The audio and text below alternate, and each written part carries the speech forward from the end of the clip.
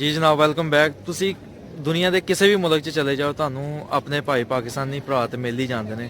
ਤੇ ਮੈਂ ਇਸ ਦੁਨੀਆ ਦੇ ਵਿੱਚ ਕਦੀ ਸੋਚਿਆ ਵੀ ਨਹੀਂ ਸੀ ਕਿ ਪਾਕਿਸਤਾਨੀ ਮੈਨੂੰ ਇੱਥੇ ਮਿਲਣਾ ਕੋਈ, ਲੇਕਿਨ ਇੱਥੇ ਵੀ ਚੰਦ ਪਾਕਿਸਤਾਨੀ ਭਰਾ ਮਿਲ ਗਏ ਨੇ ਤੇ ਉਹਨਾਂ ਦੀ ਆਪ ਬੀਤੀ ਉਹਨਾਂ ਦੇ ਕੋਲੋਂ ਆਪ ਸੁਣੋ, ਉਹਨਾਂ ਦੀ ਆਪਣੀ ਜ਼ੁਬਾਨੀ ਸੁਣੋ। ਤੇ ਉਹ ਕਈ ਭਾਈ ਸਟੱਡੀ ਵੀਜ਼ੇ ਤੇ ਆਏ ਨੇ, ਕਈ ਕੰਪਨੀ ਦੇ ਵੀਜ਼ੇ ਤੇ ਆਏ ਨੇ, ਤੇ ਉਹ ਤੁਹਾਨੂੰ ਥੋੜਾ ਜਿਹਾ ਐਕਸਪਲੇਨ ਕਰਨਗੇ, ਥੋੜੀ ਜਿਹੀ ਮੋਟੀਵੇਸ਼ਨ ਦੇਣਗੇ, ਥੋੜਾ ਜਿਹਾ ਦੱਸਣਗੇ, ਗਾਈਡ ਕਰਨਗੇ ਇਸ ਦੁਨੀਆ ਦੇ ਬਾਰੇ 'ਚ। अस्सलाम वालेकुम। मेरा नाम शाहरुख सलैरी है ते मैं ਇੱਥੇ ਟੈਲੈਂਟ ਯੂਨੀਵਰਸਿਟੀ 'ਚ ਐਸਟੋਨੀਆ 'ਚ ਮਤਲਬ ਐਜ਼ ਅ ਸਟੂਡੈਂਟ ਰਹਿਣਾ ਪਿਆ, ਮਤਲਬ ਮਾਸਟਰ ਕਰਨਾ ਪਿਆ ਕਮਿਊਨੀਕੇਸ਼ਨ ਮੈਨੇਜਮੈਂਟ। ਤੇ ਮੇਰਾ ਤਾਲੁਕ ਹੈ ਤੇ ਲਾਹੌਰ ਨਾਲ। ਬੇਸਿਕਲੀ ਮੇਰੀ ਮਤਲਬ ਬਰਥ ਉੱਥੋਂ ਦੀ ਹੈ, ਲਾਹੌਰ ਦੀ ਹੈ, ਬਟ ਮੇਰਾ ਖਾਨਦਾਨ ਸਾਰਾ ਮਤਲਬ ਦਾਦਕਾ ਨਾਨਕਾ, ਤੁਸੀਂ ਮੇਰੀ ਜ਼ਬਾਨ ਤੋਂ ਸਮਝ ਜਾਓਗੇ ਕਿ ਮੈਂ ਸਿਆਲਕੋਟ ਦਾ ਹੀ ਹਾਂ। ਤੇ ਐਜ਼ ਅ ਸਟੂਡੈਂਟ ਇੱਥੇ ਆਉਣਾ ਬਹੁਤ ਈਜ਼ੀ ਹੈ। ਤੇ ਮਤਲਬ ਅਗਰ ਤੁਸੀਂ ਬੈਚਲਰ ਵਾਸਤੇ ਆਉਣਾ ਤੇ ਇੰਟਰ 'ਚ ਤੁਹਾਡੇ ਮਾਰਕਸ ਹੋਣੇ ਚਾਹੀਦੇ ਨੇ ਅਬਵ 60%। ਤੇ ਅਗਰ ਮਾਸਟਰ ਵਾਸਤੇ ਆਉਣਾ ਤੇ GPA ਥੋੜਾ ਅਬਵ 3 ਹੋ ਜੇ ਜਾਂ 2.5 ਹੋ ਜੇ ਤੇ ਬਹੁਤ ਅੱਛੀ ਬਾਤ ਹੈ। ਤੇ ਆਈਟਸ ਦੀ ਰਿਕੁਆਇਰਮੈਂਟ ਇੰਗਲਿਸ਼ ਲੈਂਗੁਏਜ ਦੀ ਵੀ ਬਹੁਤ ਘੱਟ ਹੈ, ਇੱਥੇ 5.5 ਚਾਹੀਦੀ ਹੁੰਦੀ ਹੈ ਐਜ਼ ਕੰਪੇਅਰ ਟੂ ਜਰਮਨੀ ਤੇ other countries like Sweden, Norway. ਉਹਨਾਂ ਵਾਸਤੇ 6.5 ਚਾਹੀਦੀ ਹੁੰਦੀ ਹੈ ਮਾਸਟਰ ਵਾਸਤੇ। ਤੇ ਇੱਥੇ ਗੈਪ ਵੀ ਮੈਟਰ ਨਹੀਂ ਕਰਦਾ, ਮਤਲਬ ਅਗਰ ਤੁਸੀਂ ਬੈਚਲਰ ਤੋਂ ਬਾਅਦ ਤੁਹਾਡਾ ਕੋਈ 3 ਸਾਲ ਦਾ ਗੈਪ ਹੈ, 4 ਸਾਲ ਦਾ ਗੈਪ ਹੈ, ਤੇ ਤੁਹਾਡਾ ਐਡਮਿਸ਼ਨ ਇੱਥੇ ਹੋ ਜਾਂਦਾ।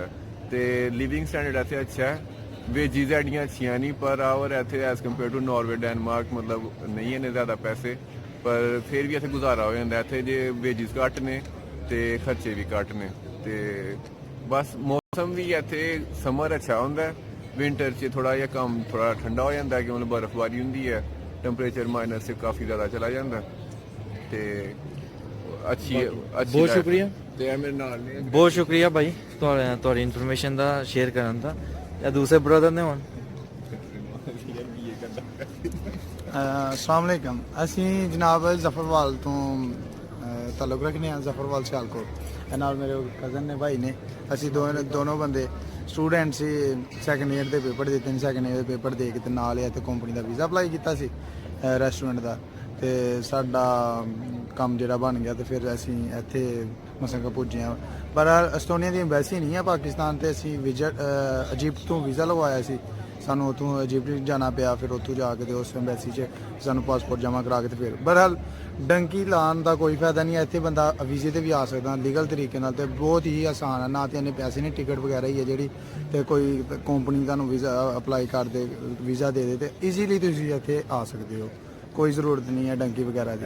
ਪਾਕਿਸਤਾਨੀ ਇੰਨੇ ਕੋਈ ਜ਼ਿਆਦਾ ਨਹੀਂ ਹੈ ਇਸ ਮੁਲਕ 'ਚ। ਜੀ ਜੀ। ਪਰ ਹੁਣ ਰੁਝਾਨ ਬਣਦਾ ਪਿਆ ਲੋਕਾਂ ਦਾ ਪਾਕਿਸਤਾਨੀਆਂ ਦਾ ਇੱਥੇ ਆਉਣ ਦਾ, ਕਿਉਂਕਿ ਪਾਕਿਸਤਾਨ 'ਚ ਐਮਬੈਸੀ ਨਹੀਂ ਹੈ ਉੱਥੇ। ਇਸ ਕਰਕੇ ਲੋਕਾਂ ਨੂੰ ਪਤਾ ਵੀ ਨਹੀਂ ਹੈ ਇਸ ਮੁਲਕ ਦਾ। ਇਹ ਵੀ ਕੋਈ ਕੰਟਰੀ ਹੈ ਯੂਰਪ 'ਚ। ਇਹ ਪਹਿਲੇ ਰਸ਼ੀਆ 'ਚ ਸੀ ਤੇ 1992 'ਚ 2005 'ਚ ਹੋਇਆ ਯੂਰਪ 'ਚ। 1992 'ਚ ਸੋਵੀਅਤ ਟੁੱਟੀ ਸੀ ਨਾ ਯੂਨੀਅਨ, ਤੇ ਇਹ ਮੇਰੇ ਖਿਆਲ 2004 ਦਾ ਯੂਰਪੀ ਯੂਨੀਅਨ 'ਚ ਸ਼ਾਮਲ ਹੋਇਆ ਦਾ। ਤੇ ਅੱਛਾ ਮੁਲਕ ਹੈ। ਤੇ ਤੁਹਾਨੂੰ ਕੋਈ ਯੂਰਪ ਜਿਸ ਤਰ੍ਹਾਂ ਤੁਸੀਂ ਮੁੰਡੇ ਡੰਕੀ ਮਾਰ ਦਿਓ, ਉਹਨਾਂ ਨੂੰ ਬਿਹਤਰ ਹੈ ਨਵਾਂ ਮੁਲਕ ਹੈ। ਇੱਥੇ ਕਾਗਜ਼ ਆਸਾਨੀ ਨਾਲ ਲੱਭ ਜਾਂਦੇ, ਲੀਗਲ ਤਰੀਕੇ ਨਾਲ। ਬਹੁਤ ਅੱਛੀ ਇਨਫੋਰਮੇਸ਼ਨ ਦਿੱਤੀ ਹੈ ਭਾਈ ਹੋਰਾਂ ਨੇ। ਤੇ ਮੈਂ ਆਪ ਇਸ ਚੀਜ਼ ਦੇ ਖਿਲਾਫ ਹਾਂ ਕਿ ਡੰਕੀ ਲਾ ਕੇ ਯੂਰਪ 'ਚ ਜੇ ਲੋਕ ਆਉਂਦੇ ਨੇ, ਇਹ ਬਹੁਤ ਗਲਤ ਤਰੀਕਾ ਹੈਗਾ। ਤੇ ਪਿੱਛੇ ਜੀ ਯਾਨੀ ਕਿ 6-7 ਮਹੀਨੇ ਪਹਿਲੇ ਦੀ ਗੱਲ ਹੈ, ਮੈਂ ਇੱਕ ਨਿਊਜ਼ ਪੜ੍ਹੀ ਸੀ ਕਿ ਮਸਲਨ ਡੰਕੀ ਲਾ ਕੇ ਤੁਰਕੀ ਤੋਂ ਗ੍ਰੀਸ ਇੱਕ ਪੂਰਾ ਜਹਾਜ਼ ਹੈ ਨਾ ਆ ਰਿਹਾ ਸੀ, 90 ਲੋਕਾਂ ਦੇ ਉੱਤੇ ਮੁਸ਼ਮਿਲ ਸੀ। ਪੂਰੇ ਦਾ ਪੂਰਾ ਜਹਾਜ਼ ਡੁੱਬ ਗਿਆ ਸੀ। ਉਹਦੇ ਵਿੱਚ ਤਕਰੀਬਨ 2 ਐਸੇ ਖਾਨਦਾਨ ਸਨ ਜਿਹਨਾਂ ਪੂਰੀ ਫੈਮਿਲੀ ਹੈਗੀ ਸੀ, ਜਿਹੜੇ ਨਾ ਪੂਰੇ ਡੁੱਬ ਗਏ ਸਨ।